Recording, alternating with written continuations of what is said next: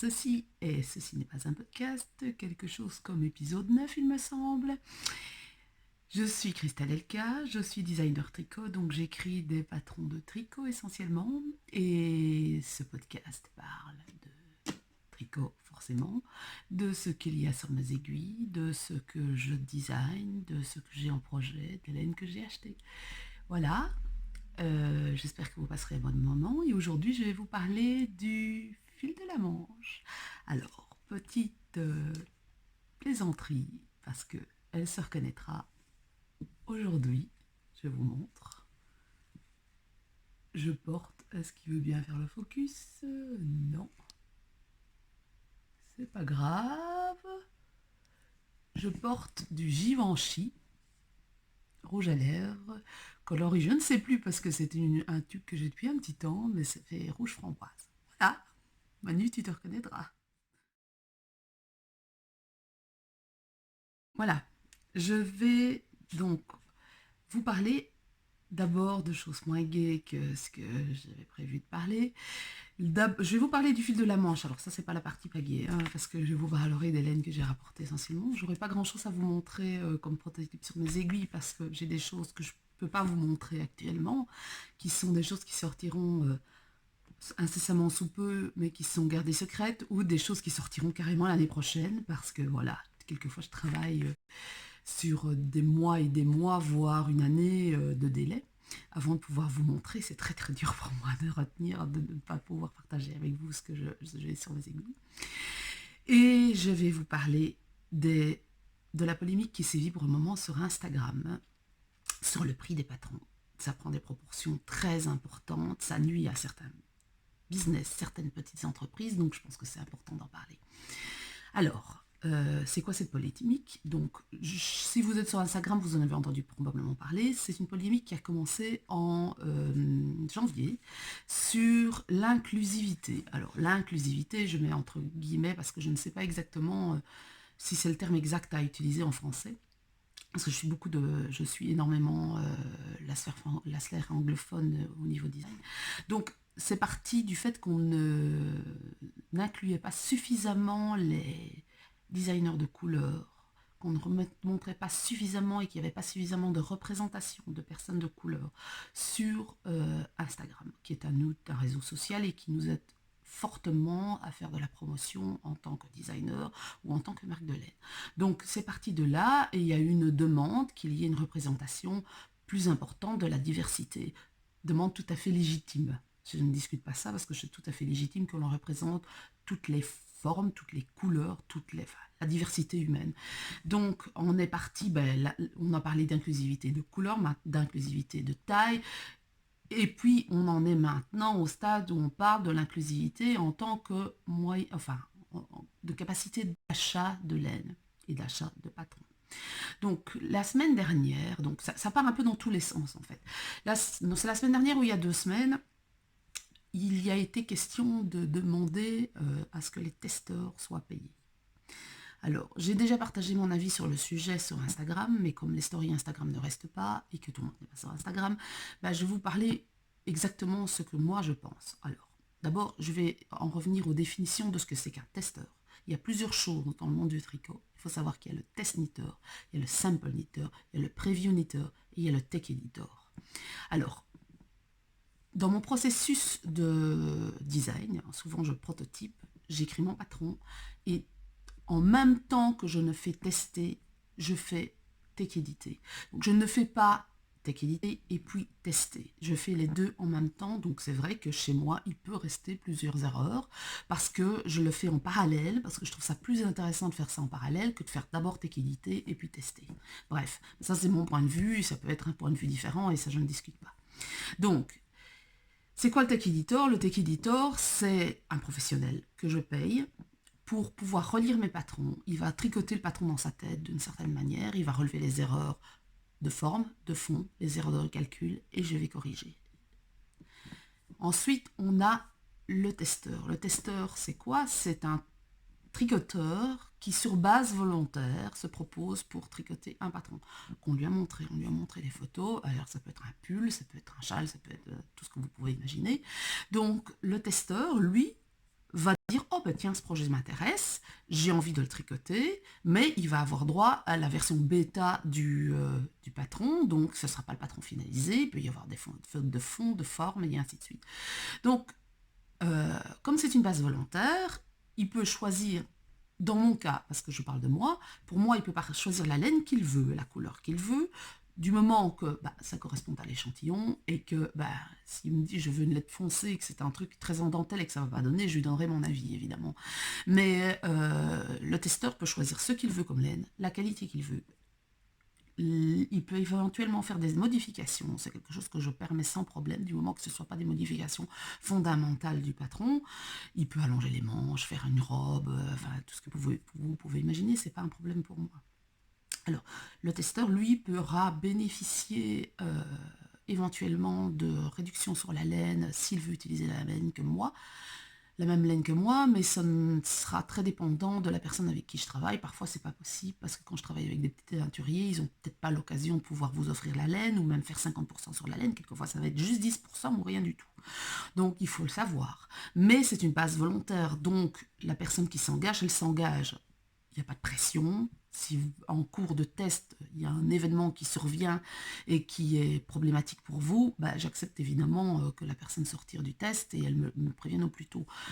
Alors, ça ne doit pas être je m'engage et puis je me retire tout de suite, parce qu'il y en a qui ont la spécialité de faire ce genre de choses pour obtenir le patron gratuit. Ça ne fonctionne pas, hein, parce que j'ai fini par les repérer, les personnes comme ça. Mais c'est évident qu'une personne qui a enfin, tout le monde est confronté au problème de la vie, et si vous avez un accident, une maladie, machin, tout ce qu'on peut imaginer, c'est pas un problème, hein. Je suis une personne humaine, donc moi je ne m'arrange pour que les personnes puissent être libres de celles qu'elles ont envie de faire.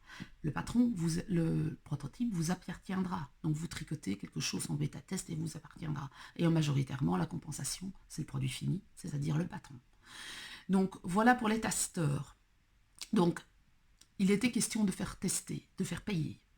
J'en parlerai après. Ensuite, il y a les sample knitters. C'est quoi un sample knitter? C'est quelqu'un à qui on va demander de tricoter un produit, donc un projet terminé, sur base d'un patron qui est prêt à publier ou qui est déjà publié. Donc, il n'aura pas ce travail, travail entre guillemets, enfin, oui, c'est du travail, on va dire, de relire le patron et de relever des fautes. Ce qu'il va devoir faire, c'est faire un objet à partir d'un patron pour mettre soit en avant la laine, soit le patron en avant, et il sera payé pour ça. Il y a une grille de paiement qui existe aux États-Unis, qui n'est pas réellement appliquée ici, mais on peut compenser je sais que certaines teinturières ou certains designers compensent la quantité, le simple éditeur par la quantité de laine équivalente. Donc c'est une compensation qui n'est pas financière, mais c'est une compensation en matière première. Donc le prototype ne lui appartiendra pas et il va être tenu de tenir les instructions stricto sensu. Donc pas d'interprétation, pas de choix de couleur, et ainsi de suite. Puis on a le preview knitter. Alors je ne connais pas à part Brooklyn Tweed, je ne sais pas qui fait du preview knitting, mais le preview, je pense que ça doit exister ailleurs, mais je ne sais pas exactement lesquels. Le preview knitter, c'est un tricoteur qui est mis au courant d'un patron prêt à publier, à qui on révèle toute une collection et qui pourra tricoter en avant-première le patron en respectant les instructions, en utilisant la laine qu'il veut, enfin la laine chez Brooklyn Tweed, en l'occurrence ça va être la laine Brooklyn Tweed. Il va bénéficier d'un prix sur la laine, mais il servira certainement essentiellement à faire de la promotion sur les réseaux sociaux. Le prototype lui appartient. Donc il ne sera pas payé pour ça, mais par contre le prototype lui appartient et il a bénéficié d'une réduction. Donc vous voyez un peu ce qu'on peut faire en tant que tricoteur. Alors, quid du paiement des testeurs? Comme c'est une base volontaire, moi je n'estime pas que je devrais payer les testeurs. Pourquoi? Parce que si je devais payer les testeurs, je accepterais nettement moins de testeurs, je serais beaucoup plus exigeante au respect des consignes, je serais beaucoup plus exigeante quant au respect des deadlines, je serais beaucoup plus exigeante quant au produit fini et à la laine utilisée. Ici, ça vous appartient, c'est une chose à savoir. Ensuite, si je devais payer les testeurs, le prix du patron serait beaucoup plus élevé. parce que je paye déjà un tech editor, je paye déjà une partie de ma laine ou pas, parce que ça dépend un peu de la boutique avec qui je travaille. Je paye quelqu'un qui relie mes patrons en français. Donc, j'ai déjà des coûts. Si je devais payer les testeurs, ça s'impacterait directement sur le prix du patron. Voilà. Ensuite, très probablement que si je devais vous payer, le prototype ne vous appartiendrait pas, il me reviendrait et je m'en servirais dans les salons. Voilà, ce qu'il en est et ce que moi je pense. Donc, ensuite, il faut savoir que quand vous testez pour moi, et je ne parle que de moi ici, je fais des groupes, je fais un groupe de testeurs, c'est un peu comme un knit-along à l'avance, et je partage, vous pouvez me demander votre choix de couleur, je vais donner mon avis, je vais vous donner des techniques, je vais vous... enfin, voilà, je vous laisse, j'essaye de vous partager mon savoir, j'essaye de répondre le plus vite possible, le plus rapidement possible, en sachant que quelquefois, je ne suis pas devant mon PC, et comme il y a des testeurs qui testent, qui sont des Français, mais il y a aussi des testeurs américains, et celui qui est aux États-Unis, qui n'est pas dans la même tranche horaire que moi, quand il me pose une question, je serais peut-être en train de dormir. Donc voilà pourquoi moi je ne veux pas tester, je veux pas payer les testeurs, parce que je trouve que tout ne se monétise pas, et que le savoir peut aussi être une manière de pouvoir compenser les testeurs. En plus, ça m'a permis de pouvoir créer des liens indéniables avec certaines personnes. Alors, comme dans la vie de tous les jours, hein, ça colle avec certains, ça colle pas avec d'autres, mais voilà, c'est une manière de pouvoir aussi créer des liens avec quelqu'un qui partage la même passion que vous. Donc voilà, quant au paiement des testeurs, je suis prête à entendre toutes les critiques et tous vos avis. Je ne suis pas quelqu'un de sectaire, mais à l'heure actuelle, avec le prix, avec ce que je gagne, je ne me roule pas dans les billets, je ne peux pas me permettre de payer les testeurs, ni d'offrir la laine.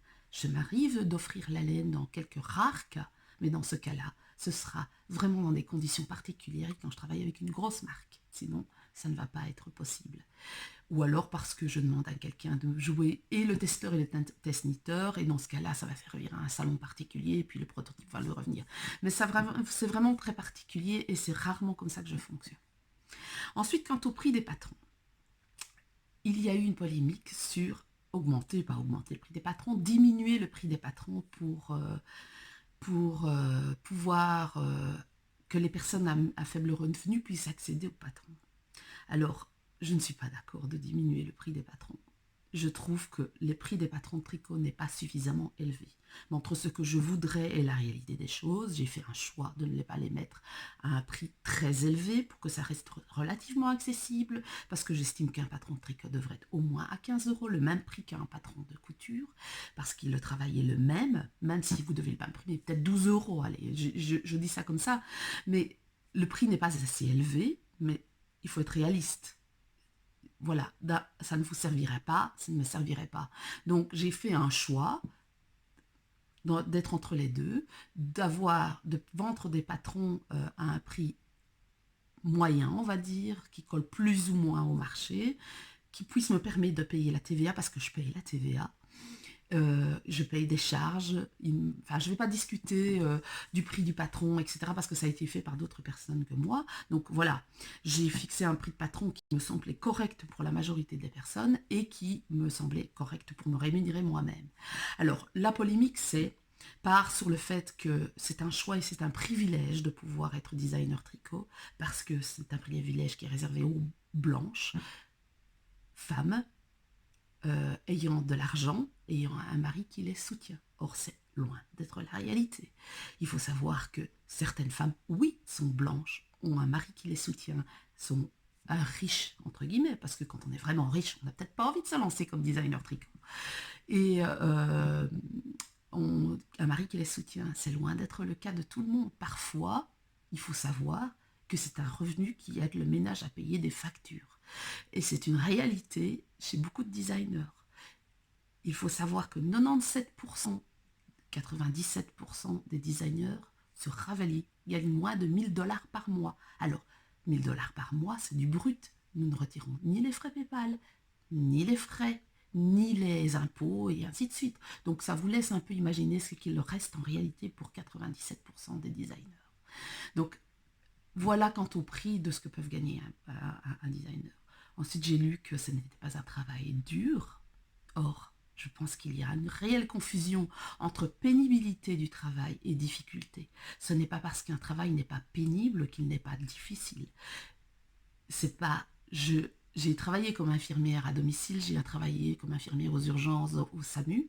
C'est un travail difficile, c'est un travail pénible. C'est un travail qui demande énormément d'énergie, par manque de personnel, par manque physiquement et aussi émotionnellement.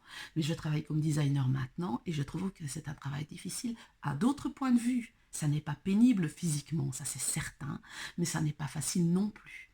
Donc, enfin, on ne peut pas comparer travail physique et travail émotionnel, c'est pas correct. Et puis chaque métier a sa pénibilité. On ne peut pas dire à une institutrice maternelle qu'elle fait rien et qu'elle n'a pas un travail pénible. C'est pas vrai.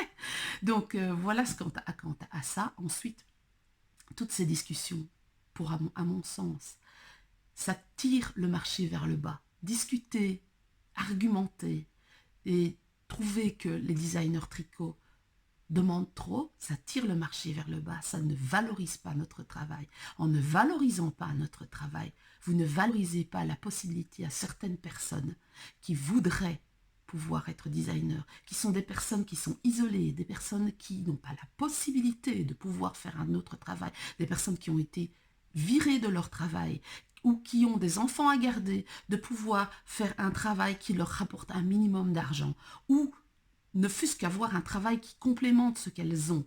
Donc, on entretient ce phénomène en faisant croire que, en tant que designer, on n'a pas besoin de cet argent, et donc ça n'est pas quelque chose qu'on va valoriser, donc c'est quelque chose qui ne va pas être valorisable, et c'est pas quelque chose qui ne peut pas être accessible aux personnes qui ont réellement besoin d'argent. En entretenant ça, on enfonce les choses, on nous dessert, et on nous dessert, nous, les femmes, parce que la majorité des petits revenus sont les femmes isolées, il faut le savoir, à famille monoparentale. Et faire des patrons de tricot peuvent aider certaines personnes à pouvoir sortir la tête hors de l'eau. Donc voilà, c'est un avis global qui n'est probablement pas partagé par tout le monde, mais c'est mon avis qui m'a mis très en colère. Je peux m'estimer heureuse de pouvoir sortir la tête hors de l'eau, mais quand j'ai commencé à tricoter, quand j'ai commencé à designer, je n'étais pas la tête hors de l'eau. Donc maintenant, je peux me le permettre. Oui, je suis privilégiée parce que je suis quelqu'un qui peut lire, je suis quelqu'un qui a accès à un ordinateur. Je vis dans une région riche d'Europe, mais je ne l'ai pas choisi. Voilà. Mais ce n'est pas le cas de tout le monde, il faut le savoir. Je connais des personnes, je connais des designers qui ont commencé en ne sachant pas se payer de la laine. Je connais des designers qui ont choisi de devenir designers parce qu'ils ont été virés, mari et femme de leur travail et qui ne retrouvaient pas de travail. Voilà, et que le fait de pouvoir designer a permis de pouvoir garder un toit au-dessus de sa tête. Voilà, j'arrête avec ça. Si vous avez des questions, n'hésitez pas. Si vous n'êtes pas du même avis, c'est pas grave. Ça ne sera pas un problème pour moi. Je peux entendre vos avis. Voilà. Donc, je vais passer à des choses plus gaies et je vais vous parler maintenant de ce qu'il y a sur mes aiguilles.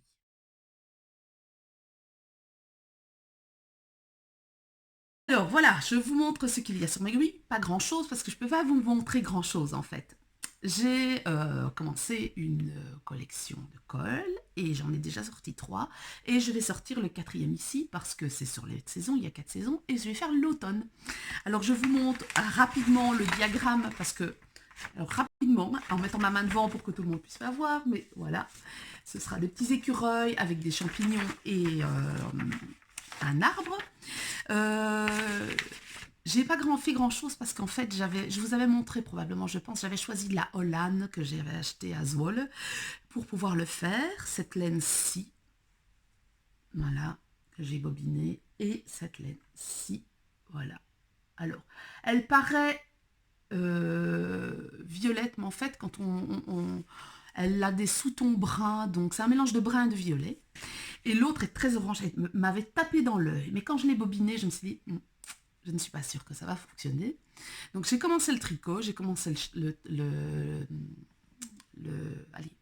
diagramme et ça n'a pas fonctionné. Donc je suis passée à autre chose. Quand je suis allée au fil de la Manche, j'ai acheté de la Fox in the Night. J'ai mis les photos sur Instagram. Celle-ci. Alors, c'est un orange beaucoup plus froid, mais ça fonctionne mieux. Je vous montre où j'en suis, parce que j'ai dû recommencer, évidemment. Est-ce que vous les voyez, les petits champignons? Non, on ne les voit pas. Voilà, voilà ce que ça donne. J'en suis là, aux petits champignons. Parce que j'ai pas tricoté pendant le fil de la Manche, je crois que j'ai fait 3 rangs en tout et pour tout. Donc, cette Hollande-ci, qui est magnifique en fait, l'orange est vraiment magnifique, avait trop de variations. Dans les chevaux, quand je l'ai acheté complet, ça ne donnait pas cet effet-là, mais il y avait trop de variations de bleu, d'orange, de rose, de brun, pour que ça puisse, que le motif puisse être vraiment être mis en valeur. Donc, je la mettrai avec autre chose et je la mettrai avec l'autre chevaux de Fox and the Night que j'ai acheté, parce qu'elles fonctionnent bien ensemble, ça tombe bien. J'ai pas acheté exprès l'orange de Fox and the Night. Je me suis pas dit que j'allais remplacer l'autre. J'ai voulu faire un essai d'abord, mais enfin ça tombe très bien. Donc voilà ce qui est sur mes aiguilles. Donc c'est la seule chose, enfin non, c'est pas la seule chose qui est sur mes aiguilles. J'ai un col qui est quasiment terminé, qui va partir en test, c'est du brioche. Mais je vous en dis pas plus. Et puis j'ai autre chose sur mes aiguilles, mais là je peux vraiment pas vous en parler. Voilà ce qu'il en est pour ça. C'est très court, n'est-ce pas? Voilà.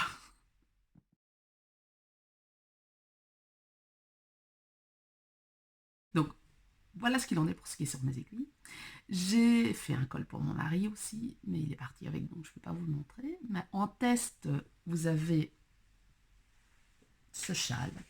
Le pull dont je vous ai parlé, je vous ai déjà montré je ne sais combien de fois, test de taille de plus size, j'en ai parlé dans la vidéo précédente, je ne vais pas en reparler aujourd'hui, mais il est toujours en test parce qu'il sortira vers les 15 juin, donc comme c'est un plus grande taille, j'ai laissé beaucoup plus de temps au test pour pouvoir se faire, parce que bon, voilà, quand on tricote une taille 58, ça prend plus de temps qu'une taille 38 forcément, donc j'ai mis plus de temps.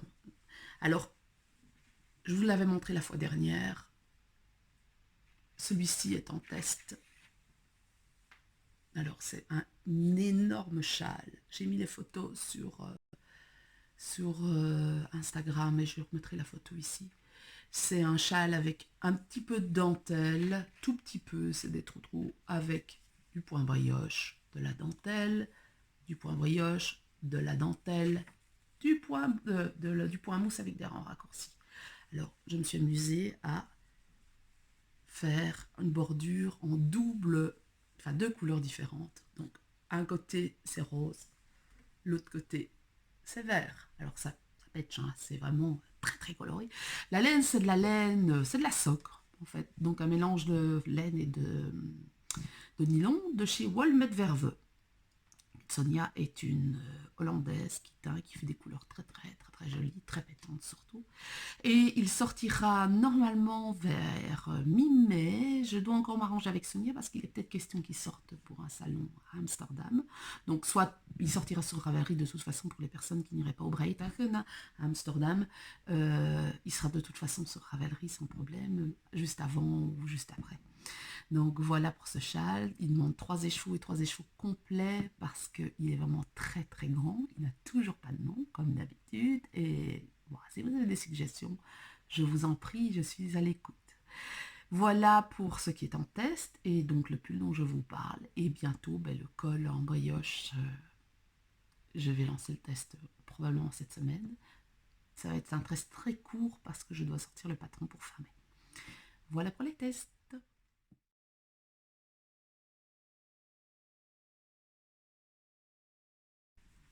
Alors, parlons maintenant du fil de la Manche. Alors, d'abord, le patron que j'ai sorti pour le fil de la Manche, qui s'appelle Belle Amie. Alors, j'ai cherché longtemps un nom, et puis je me suis dit, ah, c'est Maupassant, donc Belle Amie. Donc, je me suis dit, j'ai demandé l'avis de Catherine, qui est la fondatrice de Madeleine et Philibert. C'est un nom qui lui plaisait, donc je me suis dit, puisque nous sommes dans le fil de la Manche se tient au château de Miroménil, qui est le château de Maupassant, je me suis dit que c'était un joli hommage, surtout qu'en plus le design m'a été... j'aime beaucoup l'architecture, donc le design m'a été un peu inspiré par l'architecture de la fin du 19e siècle, où on voit des colonnes, quelque chose d'assez rigoureux, et à côté des balcons fer forgé. C'est pas de l'art nouveau, mais on sent que ça tend vers l'art nouveau, c'est moins excentrique que l'Art Nouveau, c'est moins, comment dire, fantasmagorique que l'Art Nouveau, mais on sent quand même un peu cette tendance à partir un peu de la rigueur vers quelque chose d'un peu plus fou. Donc, cette étole commence ici. Voilà, vous tricotez comme un châle allez, triangulaire, et puis à un certain moment, vous allez vous arrêter, et donc il se tricote comme ça en fait. Hein. À un certain moment, vous allez vous arrêter, vous allez faire un jeu de diminution et d'augmentation pour avoir un carré, pour avoir un rectangle.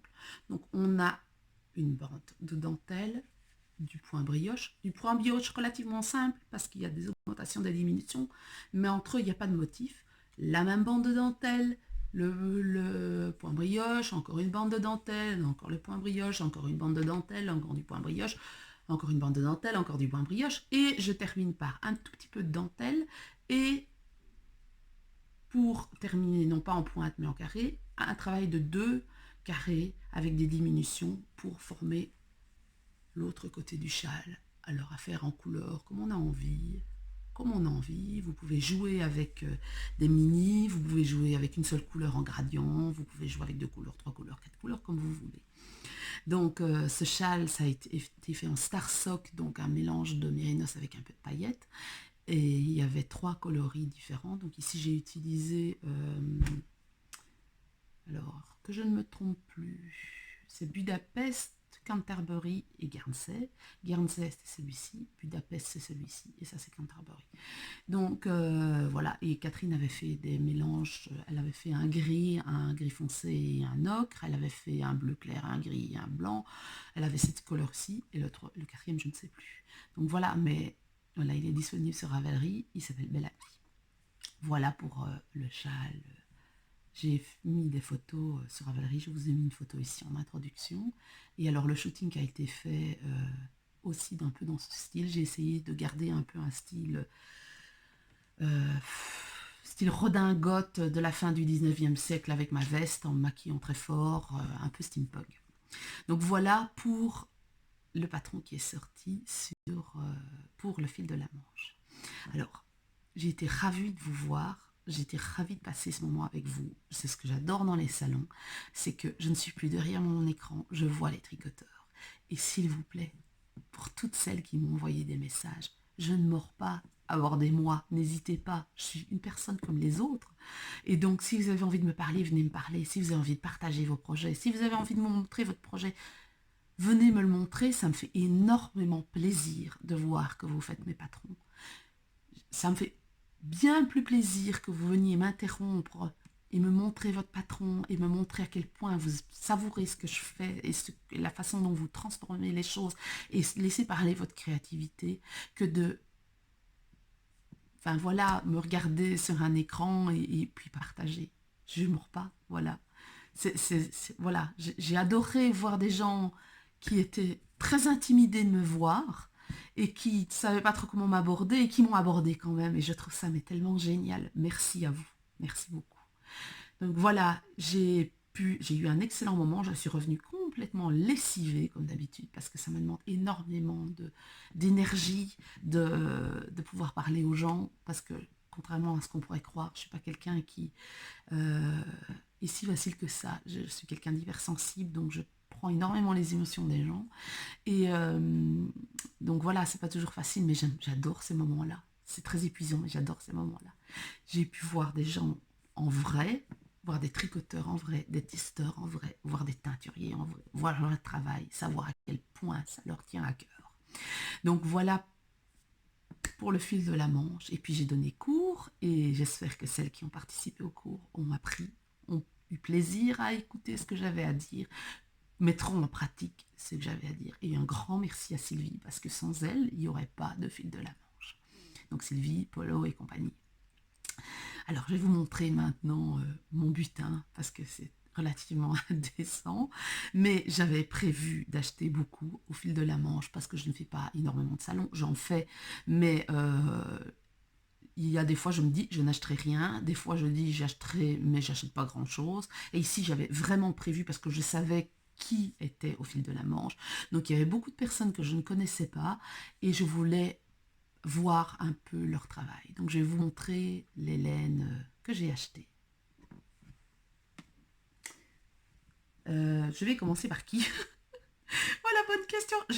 Vous voyez déjà derrière, il y a un tas de laine. Il y a un gros tas de laine ici à côté. Je vais essayer de ne pas faire tout tomber. Donc, je vais commencer par qui? Bon, bah, je vais commencer par Marion. Alors, voilà ce que j'ai acheté chez les Vilaines. Vilaine. Voilà. Alors, c'est du jaune et c'est jaune fluo. Et c'est un mélange d'une laine rose couleur peau avec du jaune fluo.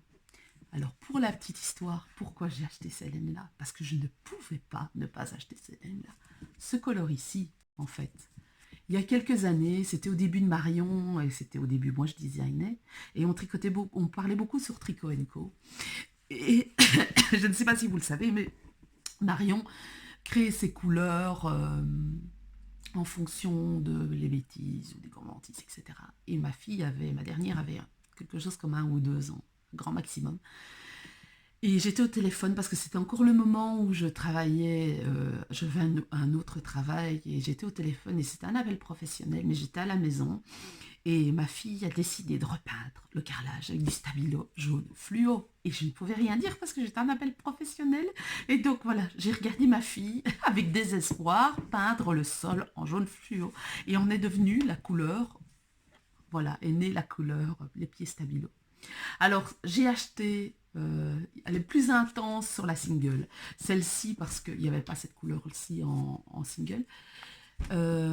C'est de la chaussette de chez Marion. Donc, 75%, 75% laine, 25% mérinos.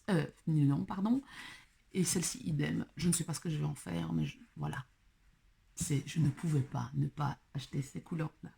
Ouais. J'ai acheté une autre couleur, un vert, que je ne vous montrerai pas parce que je ne sais pas où elle est, mais c'était pour mon fils, parce que mon fils s'est mis au tricot. Au secours. Parce que j'ai pas envie qu'il plonge jamais en stock. Ça, c'est non. Il faisait déjà du crochet, mais là, maintenant, il s'est mis au tricot, donc il s'est mis dans l'idée de se faire un col, et il m'a tanné pendant je ne sais combien de temps pour que je lui achète de la laine. Voilà. Est-ce que c'est un bon plan d'apprendre le tricot à son fils et de l'emmener dans des salons de laine? Je ne suis pas sûre. Voilà pour les laines de chez Marion. Ensuite, je prends ce que j'ai à côté de moi.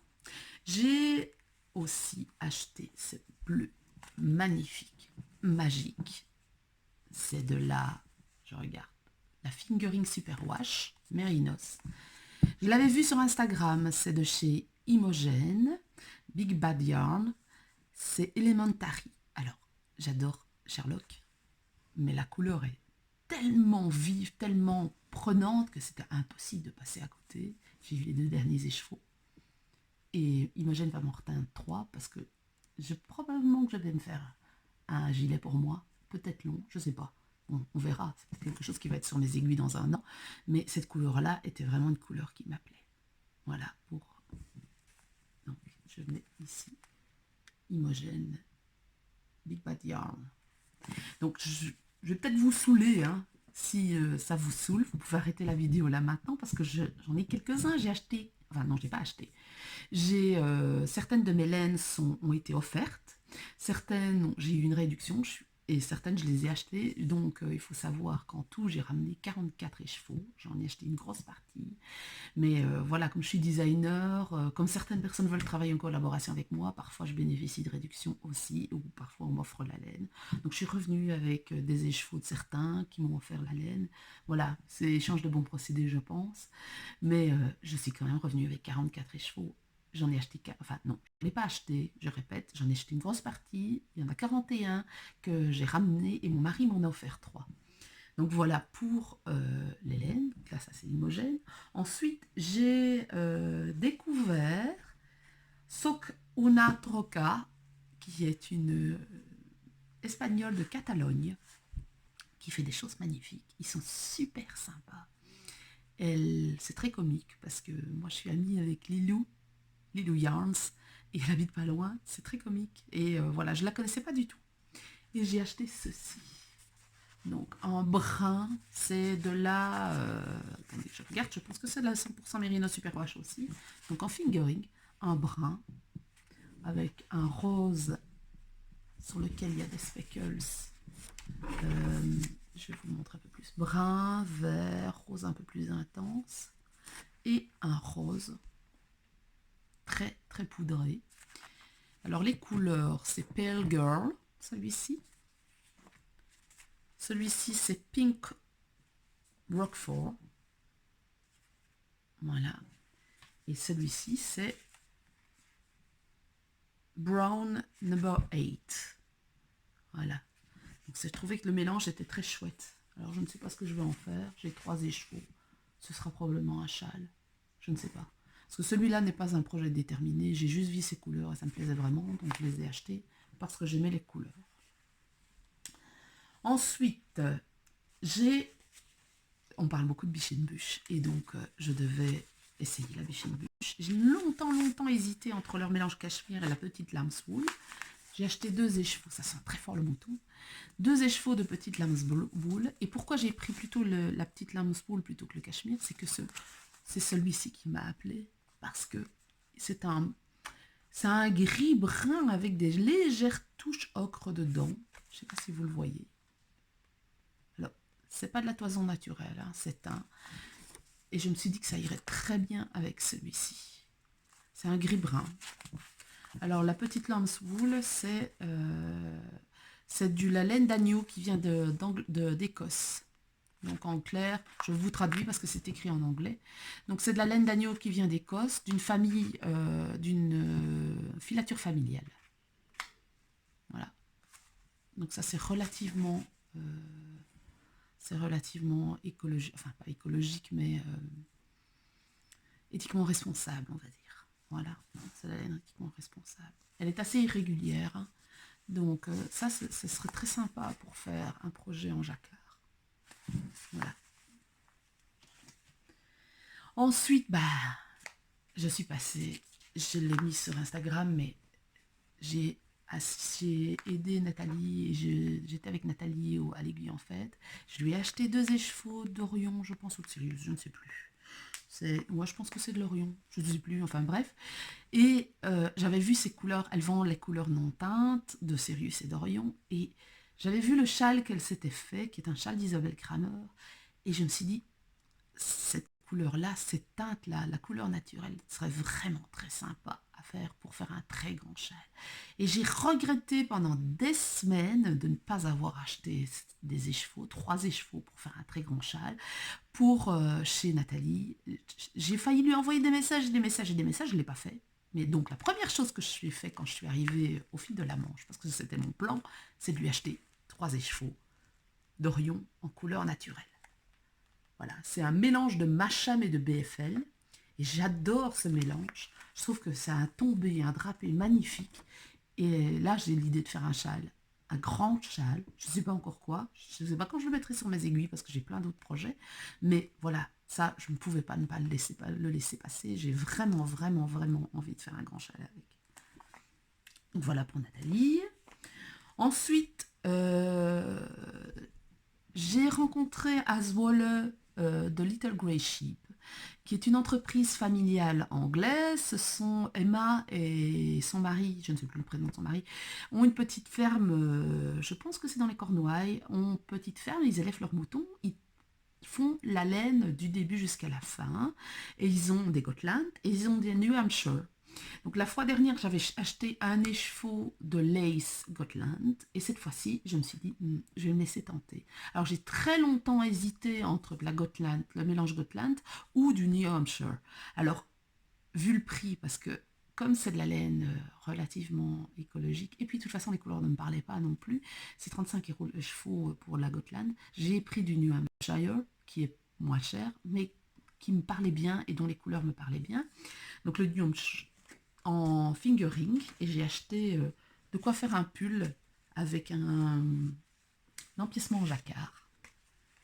Voilà, c'est les couleurs que j'ai prises. Alors ça paraît gris à l'écran, mais c'est pas vraiment gris. C'est gris légèrement violine. Et le vert, c'est un vert qui est un peu moins vert sur l'écran. Voilà ce que j'ai pris. Ensemble, ça donne ceci. Alors, l'étiquette, c'est du New Hampshire. Je ne suis pas certaine qu'elle n'élève que du New Hampshire. Je pense qu'elle récolte aussi des toisons dans d'autres fermes locales, mais c'est de la laine locale, en tout cas anglaise. Alors, elle a un toucher assez rustique, ça sent très fort le mouton, mais c'est le genre de laine qu'au fur et à mesure, plus on la lave, plus elle prend son ampleur, plus elle devient belle. Et j'aime beaucoup ce genre de laine parce qu'elles ont beaucoup de caractère. Donc, vous avez un peu un aspect un peu plus... un peu comme de la soie légèrement lumineuse, mais en ayant un certain halo.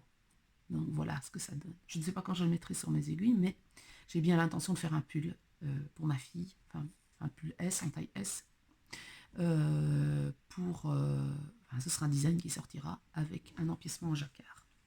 Donc voilà pour celui-ci. J'espère que je ne vous saoule pas, hein, parce que j'ai encore à vous montrer, j'ai pas fini. Ensuite, pardon, j'ai tombé, désolée, je ne vais pas couper parce que sinon je vais devoir tout recommencer. J'ai rencontré les Italiennes de Life or Die Yarn. Alors Lorena a testé pour moi le Loris. Et je les avais rencontrés l'année dernière. J'avais acheté une pelote chez eux de laine self-stripe autorayante. Et j'allais faire des chaussettes avec. Et cette fois-ci, bah, j'ai eu l'occasion de parler. Et puis, mon fils a vu ça. Il m'a dit, oh maman, je veux, le vert est génial, génial, génial. J'adore. Et puis, je me suis dit, ah, c'est vrai que c'est bon. Je ne suis pas vert. Hein. C'est vrai que je n'aime pas le vert. Et me dit qu'avec celle-ci, ça pourrait être très sympa. Donc, voilà, j'ai pris ces deux écheveaux-ci. Alors, celle-ci, c'est Grasshopper. C'est du mérinos et donc 85% de mérinos superwash et 15% de Donegal Nep, donc les petits machins que vous voyez là qui font effet tuidé. Voilà. C'est un peu la même qualité que j'avais utilisé pour faire le Loris en fait. Donc là, j'ai le même mélange que j'avais utilisé pour faire le Loris. Donc un fil qui semble rustique sans l'être parce que c'est du mérinos, avec des neppes, et un fil très aérien qui est du mohair. Alors c'est du mohair, 72% de mohair et 28% de soie. Ici on a 420 mètres pour 50 grammes, et ici bah, c'est les mélanges classiques de 400 mètres au 100 grammes. Voilà. Alors, je ne sais pas ce que je vais en faire, mais probablement un châle ou autre chose. Je ne sais pas. Et puis, j'ai vu ça. Alors là, ça, c'est le coup de cœur. Hein. Et puis, mon sang ne peut mentir. Il fallait que j'achète du mauve. Donc, j'ai acheté du mauve. Voilà, celle-ci, c'est Purple Blue. Superwash Merino Single, 366 mètres au 100 grammes. Celle-ci, c'est Grandica Air ou Grand Air. Non, je n'arrive pas à lire correctement. Idem, Merino Superwash, single, 366 mètres au 100 grammes. Et elles vont très bien ensemble. Donc une, c'est une laine avec des speckles, mais violet, mélange de violet bleu. Et celle-ci, c'est une très claire avec des mélanges de violet bleu. Et elles vont très très bien ensemble. Voilà pour celle-ci. Alors maintenant, je peux me retourner parce que j'ai terminé ce que j'avais à côté de moi. Alors, je vous montre ceci. Ça, c'est une tatirière qui vient de commencer, que je ne connaissais pas. Il m'a abordé à l'aiguille, en fait. Et c'est la couleur, c'est une louve dans les bois. Voilà, elle a de très jolies couleurs. C'est un brun beige plutôt, avec des touches de bleu foncé, du vert, du jaune, de l'ocre.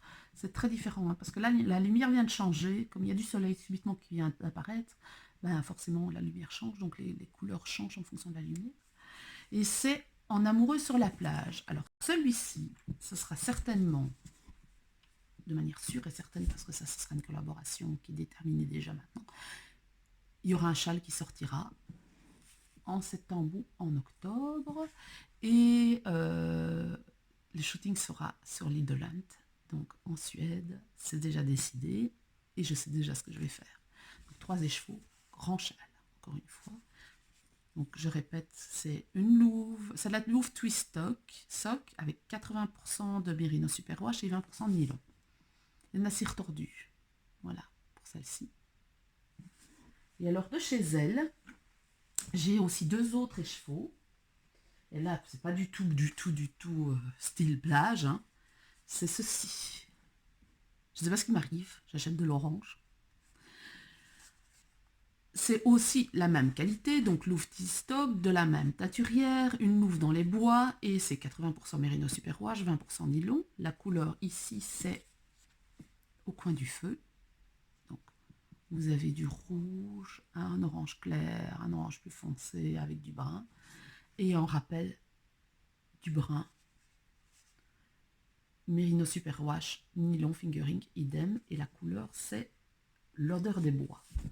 Alors là, il y aura probablement de la brioche. Je ne pense pas qu'en mohair ça va fonctionner. J'ai un peu peur que le motif ne soit noyé. Je savais pas encore, j'étais pas trop déterminée, mais avoir les couleurs comme ça, je pense que le brioche fonctionnera mieux. Ça, ce sera plutôt pour la fin de l'automne. Voilà, ça aussi c'est un design qui est décidé et ce sera pour la fin de l'automne. Voilà. Ensuite, qu'est-ce que j'ai d'autre? Je suis désolée, je vous tourne le dos, mais bon, voilà. Hein. J'ai découvert la Maison Septembre. Maison Septembre, qui est une teinturière qui fait de la teinture naturelle et qui essaye de travailler essentiellement avec des produits locaux français. Donc, elle a un mérinos français. La filature, je pense que si j'ai bien compris, elle fonctionne beaucoup avec Fonty et elle travaille localement, elle essaie de travailler avec des fibres locales. Et elle a un très très très beau mohair qui est filé lui en Italie, qui s'appelle Quintessence, mais c'est pas ça que j'ai acheté. J'ai acheté ceci, Renaissance. Alors j'ai pris 2 coloris comme ceci et un comme ça. C'est les 2 identiques, hein, ceci et ceci. Alors ceci c'est rose des sables et ceci c'est grège. Alors je vais vous parler un petit peu plus de cette laine. En fait c'est de la laine qui est de la laine recyclée. Donc c'est 95%, 95% de laine recyclée et 5% de fibres autres. En fait, ce sont des pulls qui sont détricotés, des matières qui sont détricotées et qui se repassent dans le processus de la laine. Alors, je ne sais pas exactement, parce que je ne me souviens plus exactement de ce qu'elle m'a dit. Je me demande dans quelle mesure ils ne retravaillent pas les écheveaux, ils ne refilent pas d'une certaine manière, mais j'en suis plus trop certaine. Donc, le bien, c'est de lui demander à elle. Mais c'est un recyclage, et c'est un recyclage qui est vachement sympa. Je trouve ça vraiment intéressant. La laine est relativement douce, c'est sympa. Alors pourquoi 5% de fibres recyclées? Parce qu'en fait, elle ne peut pas garantir que ce n'est que de la laine. Dans le processus, peut passer des boutons ou d'autres choses. Donc, comme elle n'est pas sûre à 100% que ce soit de la laine que de la laine, il y a 5% de fibres recyclées. De toute façon, je pense que si sont les produits de base, donc les pulls qui sont détricotés viennent de l'industrie, il y a une législation qui est relativement stricte à ce niveau-là. Je ne sais plus exactement la différence entre pure laine et pure laine vierge. Je pense que la laine vierge, ça vient de moutons vivants. Pure laine, ça vient de moutons morts. Et pure laine vierge, ou c'est l'inverse, je sais plus. Et puis la pure laine vierge, ce serait des moutons vivants, mais il y a 5% de fibres autres. Mais les fibres hautes, ça peut être du mouton, mais ça peut aussi être de l'herbe. Parce que quelquefois, c'est difficile de trier les toisons, donc on peut avoir des résidus herbes et autres dans la laine. Vous trouvez ça pas mal dans les fils rustiques. Voilà, c'est une réalité, hein, en fonction de la laine et en fonction d'où sont mis les moutons. Et on ne valorise quand même pas la laine de la même manière ici en Europe qu'on la valorise ailleurs. J'ai déjà vu des moutons dont on protégeait la toison en leur mettant un manteau, si vous voulez, pour protéger la toison. Moi, j'ai été trier de la laine dans des conditions qui étaient absolument pas la même, où le mouton était valorisé pour la viande, même si la laine avait de la valeur. Les moutons ne sont pas tondus de la même manière, ils ne sont pas rentrés comme il faut, etc. Et il suffit qu'on paille dans les tables pour que la toison soit complètement criblée de micro-résidus micro-résidus de paille pour que ce soit non valorisable, parce que trier ça, c'est la galère. Voilà, donc dans les fibres qu'on vous retrouvez, on peut retrouver des morceaux de paille, on peut retrouver un peu, enfin bref, différents trucs. Donc voilà pour Maison Septembre. Je vous mettrai tous les liens ici en dessous, savoir un peu chez qui vous pouvez trouver quoi et qu'est-ce. Ensuite, j'ai craqué totalement pour ce coloris-ci. Sensa de chez Arco Iris. Je l'ai vu et oh, j'ai dit oh, au secours, oh ça, je veux ça. Enfin voilà, c'était magnifique. J'ai trouvé ça splendide. Alors malheureusement, je trouve que ça ne rend pas ce que ça devrait rendre sur la vidéo. Alors celle-ci c'est de la sport. C'est 300 mètres au 100 grammes. C'est un brun gris avec des touches d'orange, un peu le même orange que je vous ai présenté tout au début, qui est l'orange de chez Holland, donc un orange assez vif, et j'ai trouvé ça mais splendide, avec un sous-ton légèrement violet, et d'ailleurs il y a des taches de violet ici, et j'ai pris la même en mohair. Ça va être beaucoup plus fondu parce que le mohair est beaucoup plus fondu, celle-ci c'est 70% kid mohair et 30% soie, donc ça va beaucoup plus être diffus que sur la laine, que sur celle-ci, même si en écheveau ça paraît relativement, les couleurs paraissent relativement uniformes, ce ne sera pas le cas quand ça va être tricoté. Ça se diffuse beaucoup plus, la laine ayant tellement de halo que ça se diffuse beaucoup plus. Donc voilà, Arco Iris Ryan, coloris Sensa. Je mets derrière parce que là maintenant j'ai plus de place sur mon bureau. Ensuite j'ai découvert Heidi, alors je sais pas si c'est Heidi, Idea, à mon avis c'est Heidi, Idea, voilà, une teinturière française, et j'ai acheté ça, et ces couleurs sont relativement douces. C'est une teinturière qui m'a paru tellement douce, j'ai trouvé ça tellement parlant, ces couleurs en fait, de sa personnalité. Et j'ai pris, ceci c'est un mélange de bébé alpaga soie et cachemire. 400 mètres ou 100 grammes il me semble. Oui, 400 mètres ou 100 grammes. Donc c'est un rose, enfin un lilas très clair avec un rose très pâle. Voilà pour ceci. Je les trouve très jolies, très très douces surtout. Et ça, ce ne sera pas une pièce, ce ne sera pas un vêtement parce que je trouve ça trop mou pour un vêtement. Donc ce sera probablement un châle ou je sais pas. Mais ça c'est vraiment l'achat que je fait parce que je trouvais les couleurs tellement belles, tellement parlantes, tellement... Enfin, je trouve ça tellement intéressant quand on va dans un salon. On voit à travers les couleurs la personnalité de la teinturière. Donc voilà. Alors, je me trompe peut-être, hein. C'est mon impression, mais moi, c'est ce que ça me parle, c'est ce que ça me dit.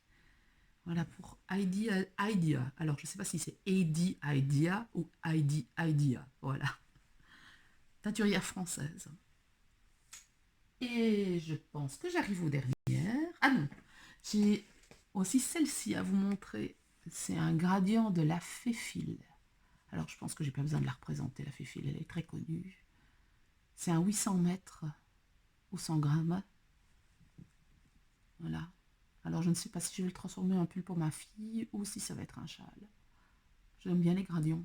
Et c'est un bleu très clair, bleu lagon, jusqu'à un bleu un peu plus intense, turquoise, un peu mer du Sud.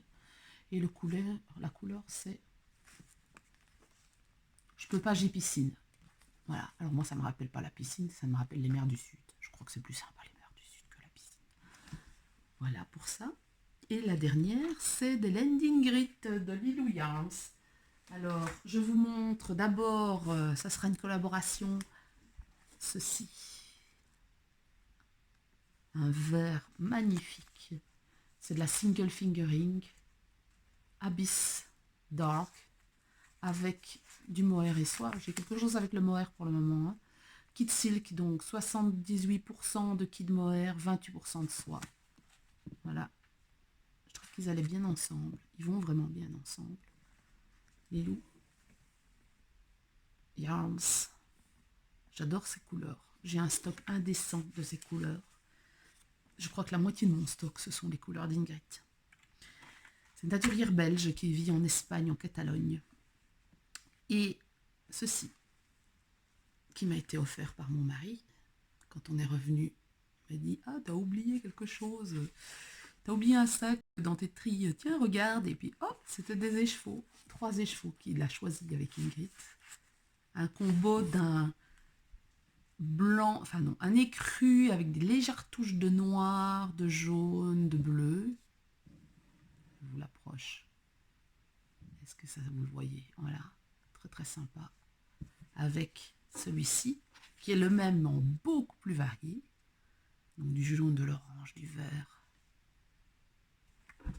Et celui-ci, qui est un noir, un gris noir, quasiment noir le gris. Alors ça c'est Little, alors, Little je sais pas quoi, Black quelque chose, voilà. J'arrive pas à lire ce qu'elle a écrit. Celui-ci c'est, je ne sais pas lire non plus. Il faudrait que j'aille revoir, je vous mettrai en dessous. Et celui-ci c'est A Fool's Gold. Donc, il m'a dit, ah regarde, et tu sais, ça peut faire un chouette design pour robe. Là. Message codé ou pas? Message codé, je ne sais pas. Voilà, je vais vous mettre toutes les références ici en dessous. J'espère que vous avez passé un bon moment. J'espère que ça n'a pas été trop long. J'en suis à 32 minutes rien que pour parler d'Hélène. Au secours. Bref, voilà ce qu'il en est pour ce podcast-ci. Je ferai probablement une vidéo sur les rangs raccourcis d'ici peu pour vous montrer la technique. Je ferai ça, je ne serai pas en visuel, je montrerai mes mains comme j'ai fait les dernières vidéos. J'ai vu que la vidéo sur le point brioche en 2 couleurs de base avait réapparu, je ne sais pas comment. Bref, voilà, je ne vais pas chercher à comprendre, je pense qu'il y a des disparitions de vidéos. Il suffit que ce soit modéré par YouTube, à mon avis, pour qu'il y ait des vidéos qui disparaissent et puis qui réapparaissent. C'est dommage, hein, mais bon, voilà, c'est comme ça. Voilà, j'espère que vous avez passé un bon moment. Je me répète, mais ce sera la prochaine fois.